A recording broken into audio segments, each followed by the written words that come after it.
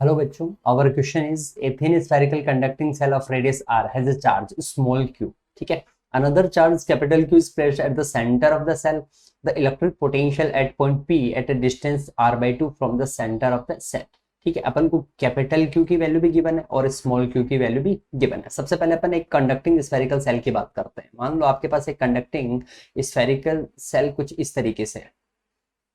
ठीक है, इस कंडक्टिंग स्फेरिकल सेल पे आपने जो चार्ज दे रखा है वो Q है और वो इसकी सरफेस पे बेटा यूनिफॉर्मली डिस्ट्रीब्यूट होगा, क्योंकि नेगेटिव इसलिए मैं माइनस का साइन कंसिडर कर रहा हूँ। जो स्मॉल q की वैल्यू है वो नेगेटिव, इसलिए मैं माइनस का साइन यहाँ पे लिख रहा हूँ। ठीक है, ये यूनिफॉर्मली इसके सरफेस पे डिस्ट्रीब्यूटेड है। ठीक है, और सेंटर से कितनी डिस्टेंस पे बेटा r/2 पे आप मान लो एक पॉइंट P है। ठीक है, इस पॉइंट P पे अपन को क्या कैलकुलेट करना, पोटेंशियल कैलकुलेट करना है। ये जो डिस्टेंस है ये अपन को गिवन है बेटा r/2 है। ठीक है, और इसकी जो रेडियस है वो कितनी है, कैपिटल R है। ठीक है, सेंटर पे इसने चार्ज रख रखा है जिसकी वैल्यू कितनी है, कैपिटल Q है।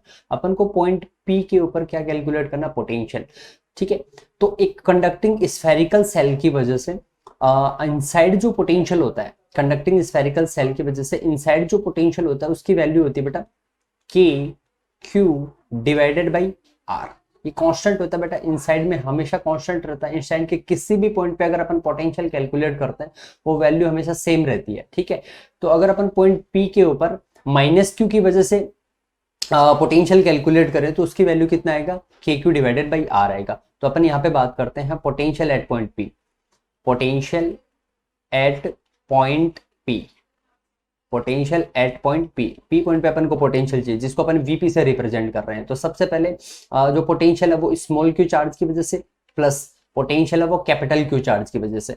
तो VP is equal to small q charge की वजह से, इसका मतलब हो गया स्फेरिकल सेल की वजह से जो पोटेंशियल होगा वो कितना आएगा बेटा, KQ डिवाइडेड बाई R। ठीक है, प्लस अब यहाँ पे जो कैपिटल Q चार्ज है वो एक पॉइंट चार्ज है और पॉइंट चार्ज की वजह से जो पोटेंशियल होता है वो हमेशा कितना होता है, KQ। कितने डिस्टेंस पे चाहिए बेटा, पॉइंट चार्ज की वजह से r/2 पे। तो यहाँ पे जो वैल्यू लिखेंगे वो अपन क्या लिखेंगे, r/2 लिखेंगे।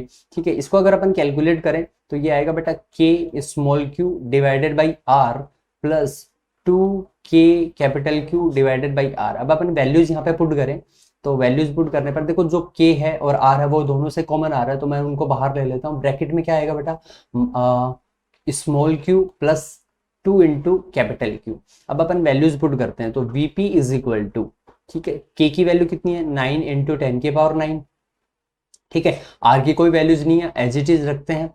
ठीक है, इंटू माइनस Q की वैल्यू कितना दिया बेटा अपन को, -2 इंटू 10 की पावर -6, 2 माइक्रोकूलम। तो -2 इंटू 10 की power -6 plus 2 into capital Q की वैल्यू 10 माइक्रोकूलम, तो 10 इंटू 10 की पावर -6। इसको अगर अपन कैलकुलेट करें तो ये आएगा 9 इंटू 10 की पावर 9 इंटू, सबसे क्या कॉमन आ रहा है बेटा, सबसे 2 इंटू 10 की पावर -6 अंदर से कॉमन आ रहा है, डिवाइडेड बाई क्या लिख दिया अपन ने, R। ब्रैकेट में क्या मिलेगा आपको, -1 और प्लस का 10।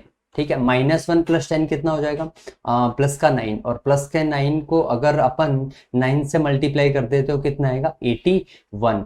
तो अपन इसकी अगर कैलकुलेशन करते हैं तो VP is equal to 81 into 2 into 10 की पावर 3 डिवाइडेड बाई R आ गया। ठीक है, और अगर अपन इसको मल्टीप्लाई करते हैं तो ये आएगा 2162 इंटू 10 की पावर 3 डिवाइडेड बाई R। इसको और अच्छे से अगर अपन रिप्रेजेंट करें तो 1.62 इंटू 10 की पावर 5 डिवाइडेड बाई R। ये अपना आंसर हो जाएगा। अब अपन ऑप्शन चेक कर लेते हैं। ऑप्शन फर्स्ट ही अपना यहाँ पे क्या हो जाएगा बेटा, करेक्ट आंसर हो जाएगा। Thank you.